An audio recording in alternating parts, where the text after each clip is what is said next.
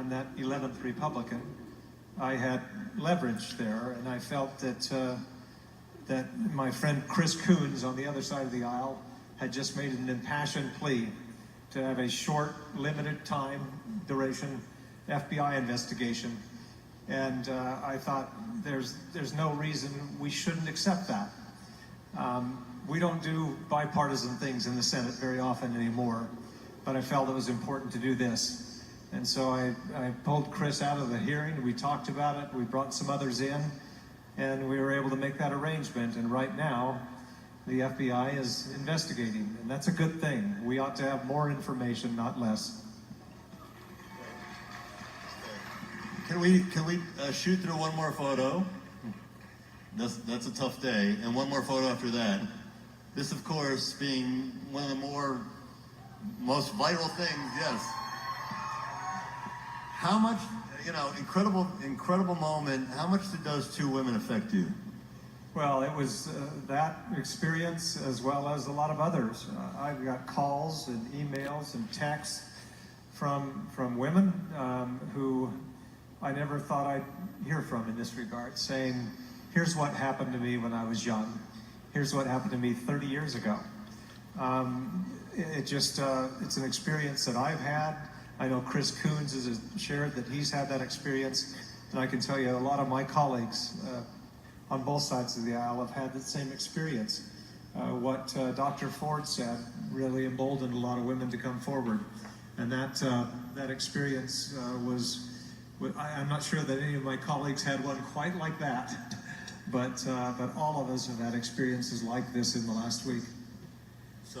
So you obviously found, we saw your comments after you found Dr. Ford credible. So how could you at least tentatively vote to confirm Judge Kavanaugh, knowing that you found Dr. Ford credible? Well, those who heard Dr. Ford, everybody, I think on my side of the aisle and the other side of the aisle, said that she offered compelling, credible testimony. And then Brett Kavanaugh came on and made an impassioned, very raw defense and rebuttal to what was going on. And so, that was seen as very effective as well. And I've said before, some people were turned off by the rawness of it, the anger. But I said at the time, had I been what I felt was unjustly accused, that's probably how I would have responded as well. So I don't know how, and I've said the day before on the floor of the Senate, we may not have any more certainty after the hearing. And that's how I felt. There was a lot of doubt still. That's why it was important to have the FBI do more investigating and have more information, not less. So let's talk about the FBI investigation. And the New York Times has reported that there might be limits in terms of how many people are interviewed. The New Yorker just published a story last night, co-written by Ronan Farrow, who's a 30 under 30 honoree, about how some people who want to speak to the FBI can't figure out how to do it. Does that concern you? Yeah, we certainly want the FBI to do a real investigation, and we are working to make sure that happens. I've had discussions, many yesterday, with my colleagues, with the White House counsel's office. My staff is following up as well. I had one of those conversations just 5 minutes ago to make sure that any current credible allegation that has been made is fully investigated. And will you continue to say you'll vote no if the FBI investigation is not to your liking? Well, we will certainly in the next couple of days be having dialogue with the White House counsel's office, making sure that it is up to standard. It does no good to have an investigation that just gives us more cover, for example. We actually need to find out what we can find out. And we have to realize that we may not be able to find out everything that happened. This is something that was a while ago. Some witnesses or potential witnesses may not want to cooperate, but for those that can and those who we can compel to cooperate, we've got to do a fulsome investigation. Obviously Judge Kavanaugh was very, quite his testimony are impassioned, depending on which side of the aisle you're on. Did you find it too partisan? Did his partisanship worry you? Mentioned the Clintons, and there's some Democrats who are saying, could we even get a fair shake if he was a Supreme Court justice? As somebody who forges compromise, did that bother you?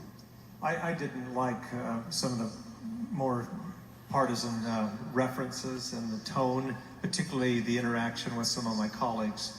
With Amy Klobuchar, that he came back and apologized after a break. I don't like to see that.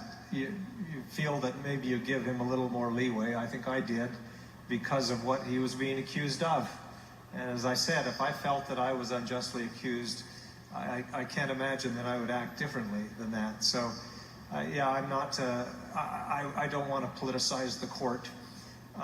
The Supreme Court is one of the last bastions of trust, of an institution with which Americans have trust. And the Senate as an institution is having issues as well. And that's why Chris Coons and I felt that it was important to hit the brakes here and to make sure that we can give, our colleagues more confidence that we've done all the investigating. Two, the country needed to see this as well, that we had taken this very seriously. The move with Senator Coons, the compromise, which again led to the FBI investigation. Why haven't you used that more? I mean, the Senate is so split, and before the passing of John McCain, it literally was a one-vote swing. Why haven't you used that leverage more? It's tough. There's just no incentive right now politically to reach across the aisle. When you do, it ends up in your opponent's campaign ads, and it's a shame. It really is, because the institution of the Senate, which really the rules are set to foster compromise, the filibuster rule, requiring 60 votes, that means you've got to reach across the aisle, because it's very rare. It's only been once in a long, long time that one party has had 60 votes. So you have to reach across the aisle. And we just haven't done it. I felt so strongly a few years ago about it that we needed to prove that Republicans and Democrats can get along, that I literally marooned myself on a deserted island in the middle of the Pacific with Martin Heinrich, a Democrat senator from New Mexico. And we, with no food, no water, to survive for a week. We managed to do so. We got back here, went around to talk about bipartisanship and how it's needed, why it's needed. This was in 2014. And Stephen Colbert ran a clip on his show of us trying to spear fish and starve. And he said, Jeff Flake and Martin Heinrich proved once and for all Republicans and Democrats can get along if death is the only option. So for what it's worth, we've empirically shown that compromise and working together can work. There's just far too little of it in the Senate. Now, you did not, very publicly, you did not support President Trump. You did not vote for him. What does it feel like right now to be somebody, the Republicans aren't happy with you, a lot of Democrats aren't happy with you. I mean, what does that feel like to be kind of the man without a country? That's what it feels like. It does. I could never warm to the president. Long before he ran, he talked about President Obama not being a citizen. I thought that itself is disqualifying. You cannot do that. And then talked about John McCain in a derogatory way, and then talked about Mexicans in a derogatory way. And I just think that we've got to do better than that. We can't refer to our opponents, political opponents on the other side of the aisle, as losers and clowns. We have too big of issues to solve in this country than to just be partisan all the time.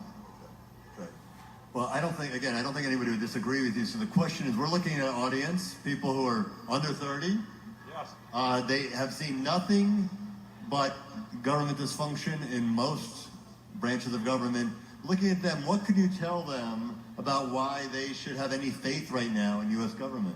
Well, I think that young people have to engage. When you look at some of the big issues we've got to solve, Social Security, health care, this is things that young people need to be concerned with, because Social Security may be around for me, but it certainly won't be around for you if we don't solve it.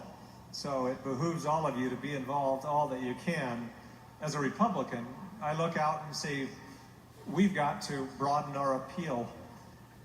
In 2012, after Mitt Romney lost the presidential election, we did what we called an autopsy of our party and its policy, and determined that we had to appeal to a broader electorate and not just drill down on the base. And unfortunately, what we've been doing, I got thrown in the garbage. Yeah, we've been driving down and drilling down on the base, and that only takes you so far. There are a lot of never Trump Republicans who actually are actively rooting for the Democrats to take control of Congress. They're trying to break the fever of the GOP. What's your take on that? Well, I think that is the case. There is a big concern among a lot of Republicans, traditional Republicans, who believe that limited government, economic freedom, free trade, strong America, American leadership, and they see the policies that come out of the White House and say, you know, where's our party? This isn't us. And they're looking, yearning for a more decent politics, for people to get along and to compromise where needed. Stand for your principles, yes, but understand that compromise is not a dirty word. So what's the future for the Republican Party? What's the path forward? I think the path forward is to return to that model. We saw a lot of it, and we were reminded of it in the past couple of weeks with John McCain's funeral. And to hear about how he and John Kerry, they just talked about it, worked on Vietnam. In my time, I've worked with Democrats to engage with Cuba, thinking that, hey, if we want to bring them closer to democracy, we ought to engage with them and show American values there instead of shun them. So on a number of issues, but on the really big issues we need to solve, they cannot be solved just with one party. Not even a party with 60 votes. You've got to have both parties.